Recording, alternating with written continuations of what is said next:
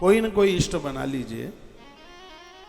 इष्ट को स्वीकार करके तो बड़ा आनंद होता है।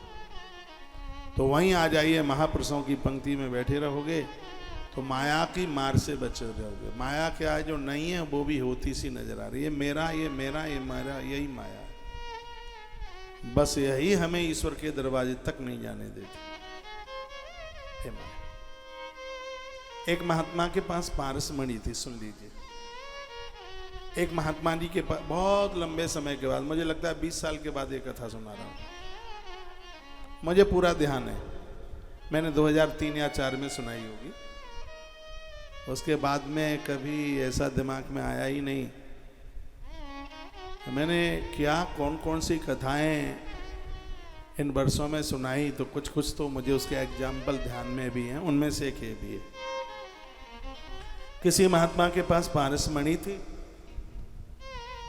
और उसका काम था, वो लोहे को छुआती तो सोना बना देती। वो पारस मणि का काम है। तो एक चोर को पता चल गया कि गुरुजी के पास पारस मणि है। वो पारस मणि के चक्कर में आकर उसने गुरुजी से दीक्षा ले ली कि कैसे भी गुरुजी का गला घोंट दूंगा। और जो गुरु लोग ज्यादा संपदा तैयार करके उसको धर्म कर्म में नहीं लगा के जाते, तो चेले लोग गला ही घोंटते हैं फिर बाद में, और क्या करते हैं। इसलिए तो ये आवे संग ही संग लगे तो ठीक है। तो वो चेला आ गया कि गुरुजी से कैसे भी पारस मणि लेनी ही है, कैसे भी। तो गुरुजी उसके हाथापाई समझ गए उसके कि 2 नंबर का आदमी है, चालू है बहुत ज्यादा। गुरुजी ने भांप लिया। तो एक दिन गुरुजी बोले, बेटा मैं प्रयाग जा रहा हूं, थोड़ा भंडारे की व्यवस्था और गौशाला संभाल लोगे। वो तो खुश हो गया, नाचने लगा खुशी के मारे। कहला हाँ गुरुजी चिंता ही ना करो, इतना बढ़िया आश्रम चलाऊंगा, क्या मुझे नंबर दोगे आके। तो गुरुजी चले गए प्रयाग। जैसे ही गुरुजी निकले और उसी समय उसने अलमारियों के ताले तोड़ना शुरू कर दिया, लेकिन पारस मणि नहीं मिली उसे। पूरा आश्रम खकोल दिया, लेकिन गुरुजी तो बस स्टैंड से वापस आ गए। वो आ गए वापस, सो देखा कि 20 अलमारियों के ताले टूटे थे। उन्होंने कहा चेला क्या कर रहे हो? तो थर थर कांपने लगा, चरण पकड़ लिए।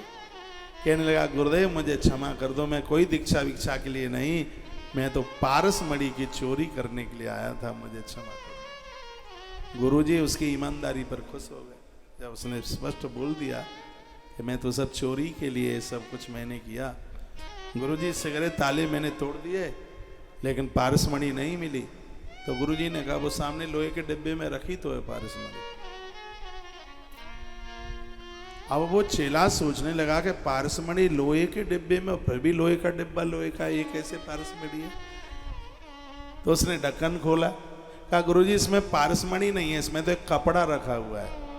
गुरुजी ने कहा कपड़े को खोल, पारस मणि कपड़े में लिपटी हुई रखी है।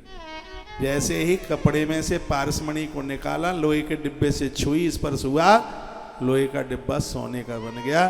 शरीर ही पारस मणि है। माया के कपड़े में जब तक लिपटी है तब तक कोई इसके जीवन का मूल्य प्रभाव नहीं है। और जिस दिन इसको माया के कपड़े से बाहर निकाल दोगे तो शरीर रूपी पारस मणि महाराज आपको गोल्डन बना देगी, आपको स्वर्णमय बना देगी, जीवन बना देगी, अद्भुत बना देगी।